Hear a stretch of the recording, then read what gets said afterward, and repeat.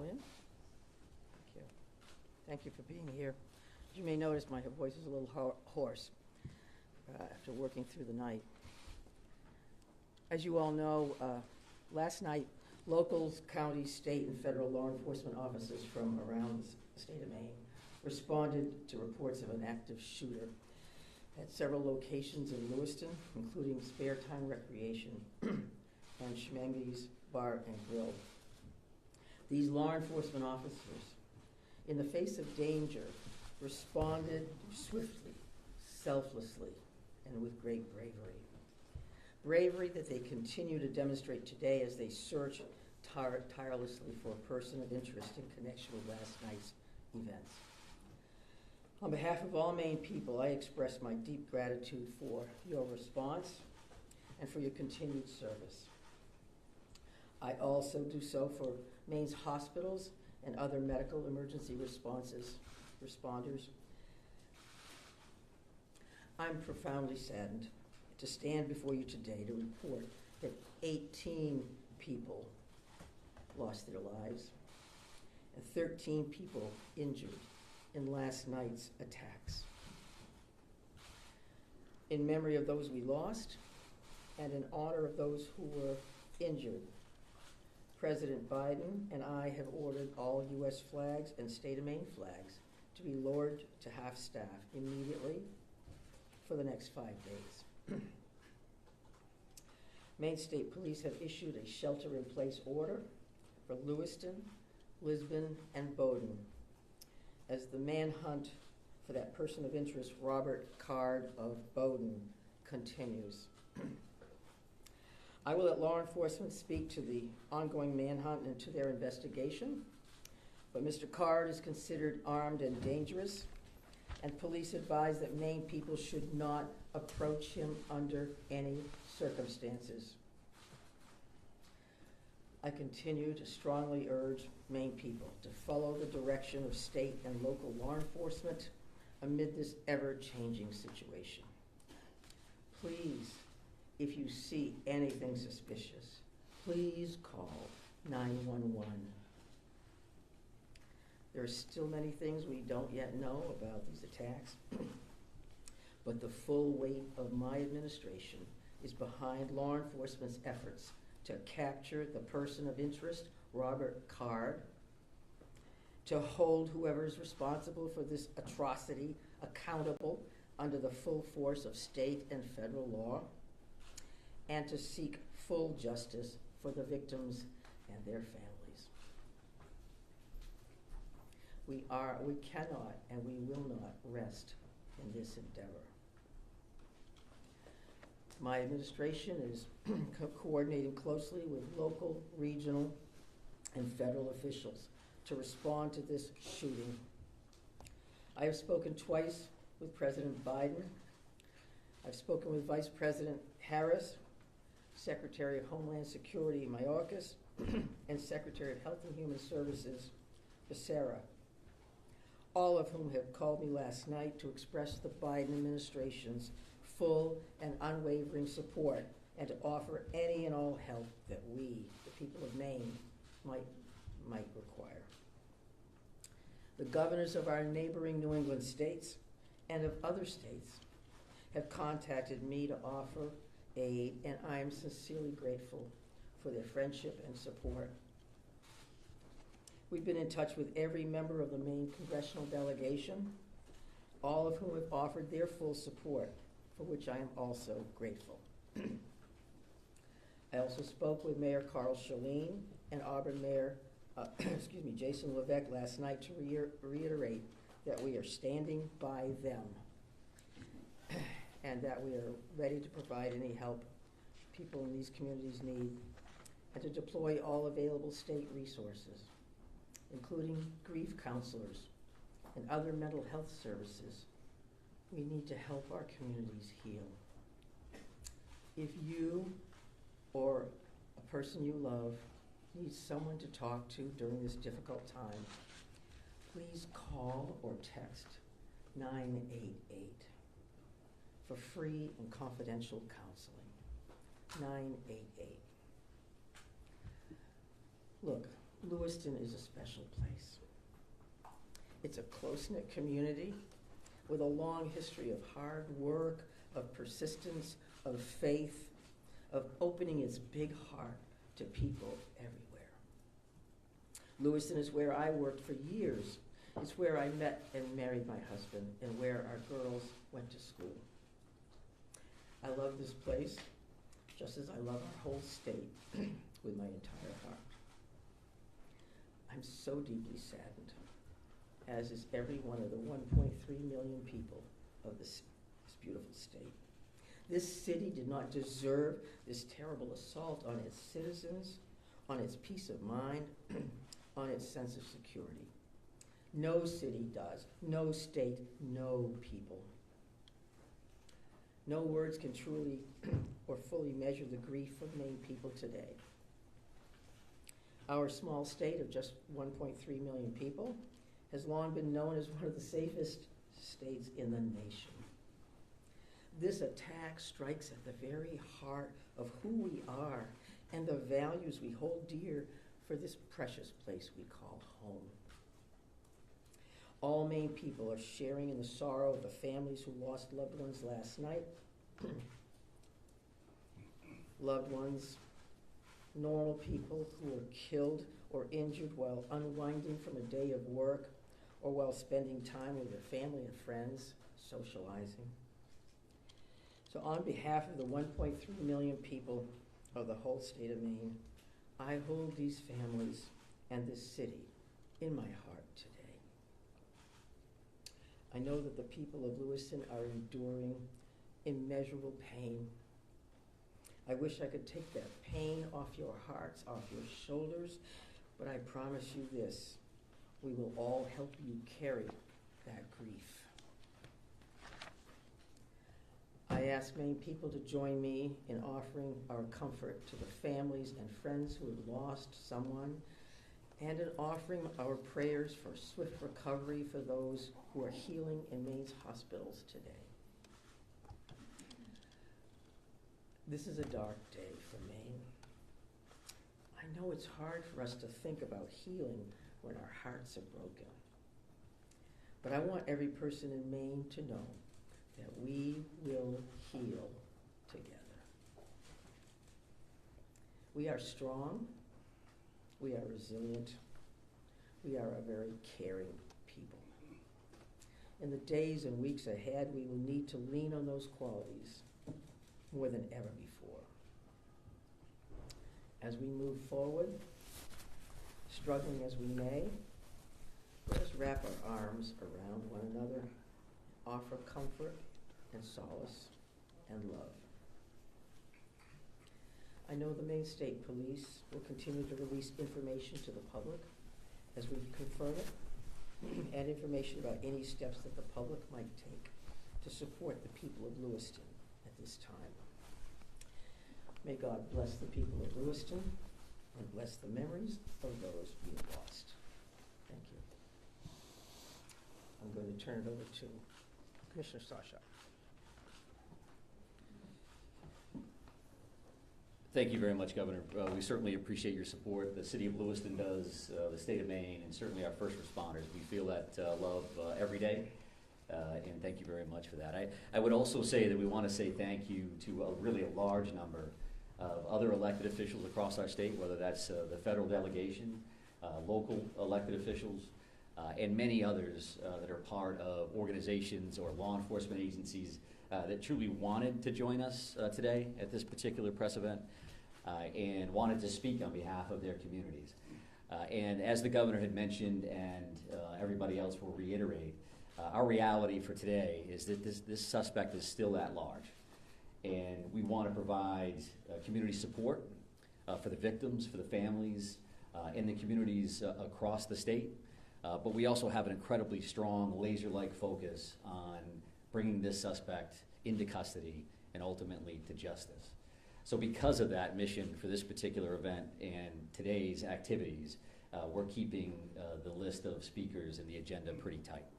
And that will include next up at the podium would be Chief Dave St Pierre from the city of Lewiston. and some other members of his command staff are present.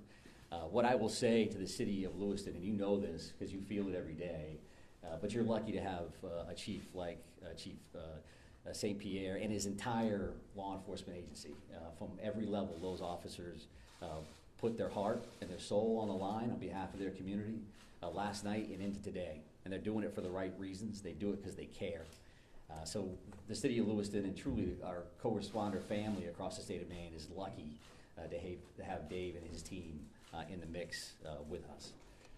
And we're also going to hear from Colonel William Ross from the Maine State Police. And Bill will highlight some of the timeline things that you're probably concerned about and certainly interested in from a story perspective. So the Colonel will come up and speak to that. And we'll also have Jody Cohen. And Jody is the special agent in charge for the FBI out of the Boston field office. And Jody will highlight some of those federal partnerships and some of the things that our federal partners are bringing to the table, bringing to bear to help us with this investigation. We also have a bunch of people here. Once you start naming people, you're going to have a problem because you're going to forget somebody or screw something up. But I would also tell you that a couple of our other federal partners are here. Kevin Neal, who's the U.S. Marshal for the District of Maine. We also have James Ferguson, and Jim is the special agent in charge from the ATF for the Boston Field Division. They are heavily invested with staff along with the FBI, and we can't thank them enough for all that they're doing on behalf of our state. I would also tell you that we are going to close with a brief Q&A, and we're going to try to get some of those questions out there. We appreciate your time, your patience, your professionalism, your partnership at getting this information out. I would think that those questions are going to be brief because, again, we do have a suspect at large. And while you can help us with that, we also need to get back to our teams to push forward on that. So with that in mind, I will be back up to the podium to kind of steer that a little bit. But for starters, I would like Chief St. Pierre to join us. Thank you. Thank you, Director Sawchuk, and welcome media partners, and thank you, Governor Mills, for those kind words. I'm going to keep this short. What I would like the very most is to express our deepest sympathies to the families and friends of the victims of this heinous crime. This is truly a tragedy that goes beyond comprehension. I'm confident in our community, that our community has and will continue to come together throughout this endeavor to bring this to a successful conclusion. Although difficult, I do ask the public to continue to be mindful of their own personal safety, and also that they be patient with the process as much as possible. There is extensive work and attention to detail that goes into such a large-scale investigation. I'm confident in the expertise and professionalism of our investigators and all law enforcement officials that are currently involved. This is an all-hands-on-deck approach. We have a great deal of collaboration and resources that have been made available to us. There are far too many to name individually, but I think Director Sawchuk named quite a few appropriately. There are far too many, as I stated, but they are all appreciated more than you know. I want to thank all of our brave men and women of the Lewiston Police Department, Fire Department staff, medical personnel, first responders of any kind that came from far and wide and have come together and continue to work tirelessly in bringing the situation to an end. We hope to locate and hold the person accountable. I think you'll hear next from the state police, who is taking the lead in this investigation. Although that we are working hand in hand with them, I think Colonel Ross will be able to fill you in on a little bit more.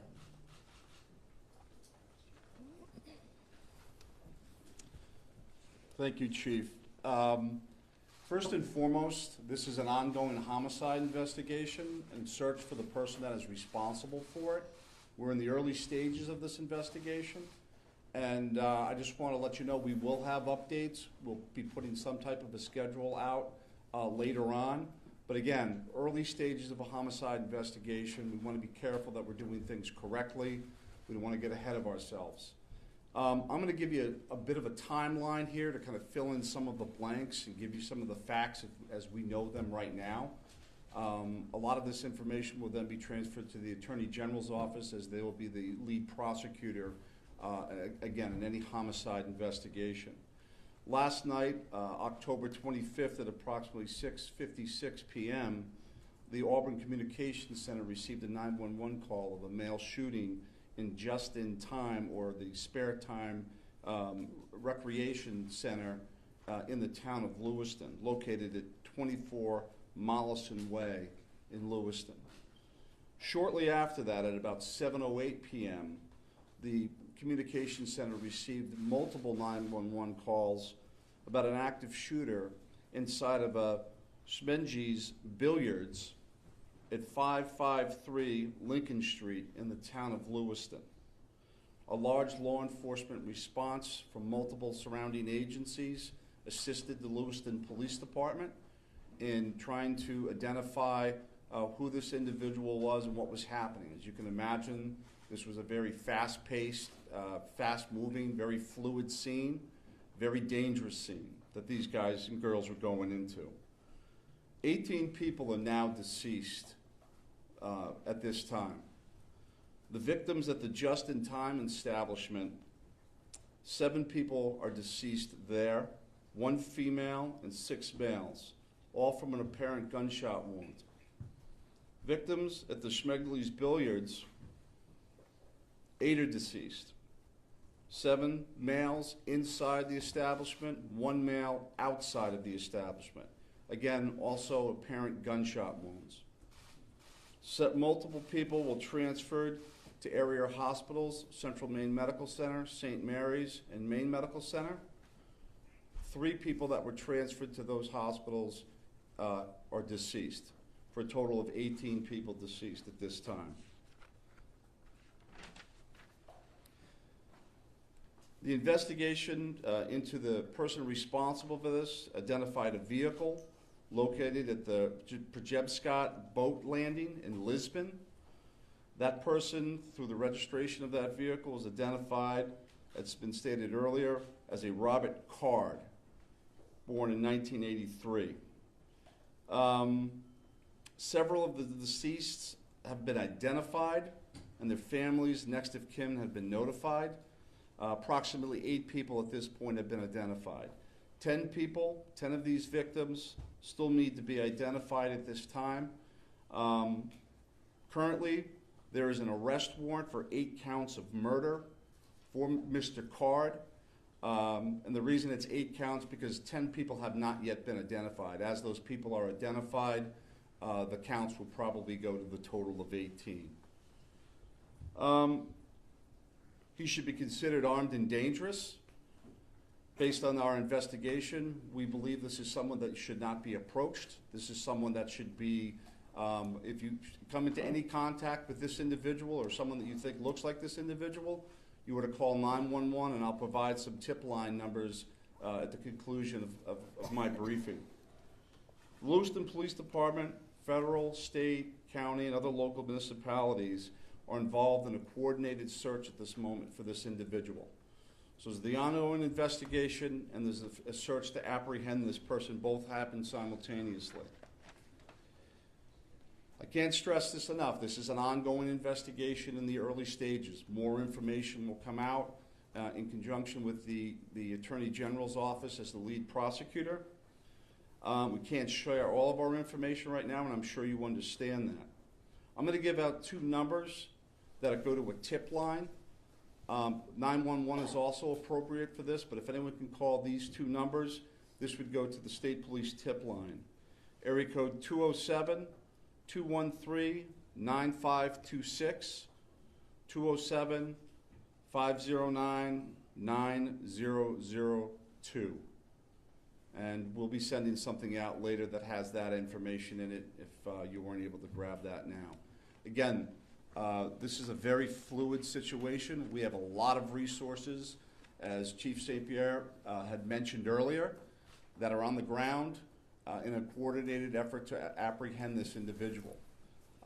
We've notified the Department of Education, and they have determined what they're going to do with the schools.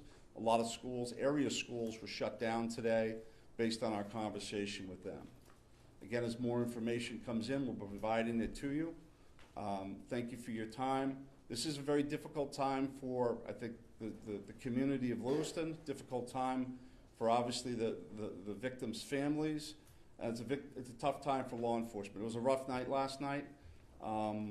But we're committed to bringing, whoever's responsible this to justice. And again, we are currently looking for Mr. Card right now, someone that we'd like to apprehend. Thank you. Thank you, Colonel. And FBI Special Agent in Charge, Cohen, if you could join me, please.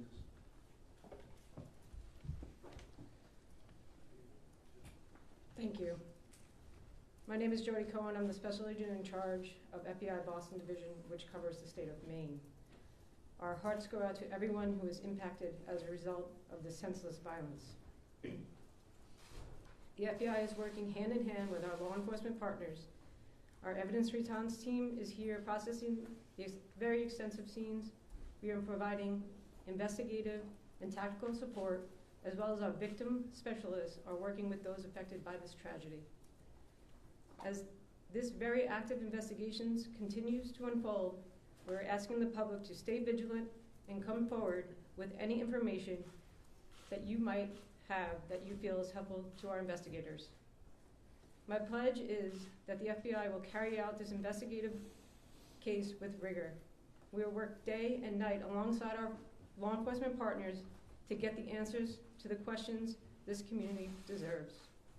We thank the public for your continued cooperation and patience as we continue to work this very active investigation. Thank you.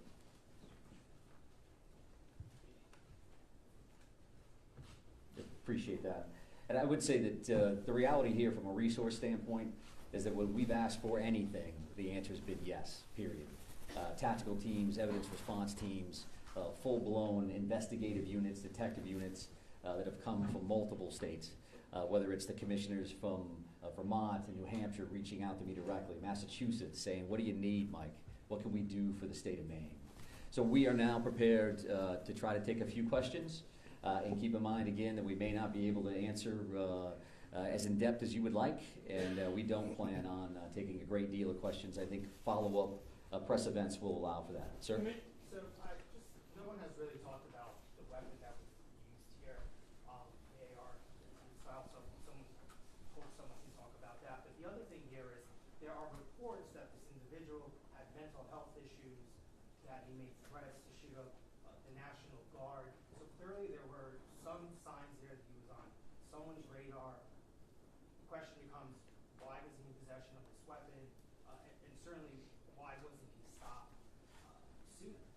Yeah, I think those are all valid questions, and certainly questions that we are looking into now, but not questions that we can answer today. Considering that this occurred last night, there's still an active search for the suspect in question, so I appreciate those questions, but not something we're going to be able to answer right now. Is it something that you're investigating and looking It at? is certainly one of those things that we want to follow up on, all aspects of that. Why do you Go ahead, right here. Yes. Can you give us a sense of the ages of who has died, how many are under 18 and how many are over 18? I'm not sure we have that information with us today. We wanted to break it down by gender because that's something we had readily available. We did not break this down into age ranges at all. So what can you tell Yes. us, what can you tell us about the background of the suspect in this case, or I should say the person of interest, because I noticed the language is very clear. You're saying person of interest, not suspect. So why use that terminology, and what can you tell us about his background? Yeah, I think we used person of interest last night for half of the room that was here for that press event. As the Colonel had mentioned, there is now arrest warrants for murder for this particular individual, Mr. Card. So he is viewed as a suspect, and there is a full court press by all of our partners to bring him into custody. What was the second piece of that question? What can you tell us about his background? Someone had asked a second ago about the idea that he had voiced concerns about his own mental health, right? Had been committed, according to language in the police bulletin, to a mental health facility for weeks. How could someone that fits that profile still be in possession of semi-automatic weapons? Well, I do think that the statutes around firearms and the possession of those are pretty complex. I know that we will be reviewing that information as we move forward, but that's not an answer that we're prepared to give today, because that leads to motive. You're talking about behavioral health issues and how that impacts this situation. I would expect you'll hear back from us on that in the future. Right here, sir. Yeah, I've got a Right. question about, we've seen helicopters as far north as on the, can you tell us anything about what's leading you, that far north of the scene where you come from? Yeah, sure. So we have law enforcement assets that are deployed over a number of communities doing follow-ups on a number of different things. So as you can imagine, there's a great deal of search warrants that we're following up on. We do have partners, that helicopters from the New Hampshire State Police. That copter was here last night to assist us as well. So whether we have tactical elements out or we're searching an area, some of those air assets would be very, very valuable for us. So that's what they're doing. That's leading you there? We're not going to speak to what brings us to a specific community one way or the other. Yes, ma'am. Right here. Identifying the unidentified victims, what are people encouraged to do? Is there DNA being, tested from family members who may have missing loved ones? Like, what's that approach right now? Yeah, so we did have a family a reunification center open last night. We do have behavioral health liaisons that are fully engaged to work with families and work with loved ones and work with victims, for that matter, that may be in the hospital and seeking treatment. So those things are actively occurring. We are dealing with each one of those situations separately. So do we need DNA on that? Are we just waiting to find a loved one, some kind of family member that we can make a notification? I think that varies across the board. I'm going to take 2 more questions. I'm going to take 2 more.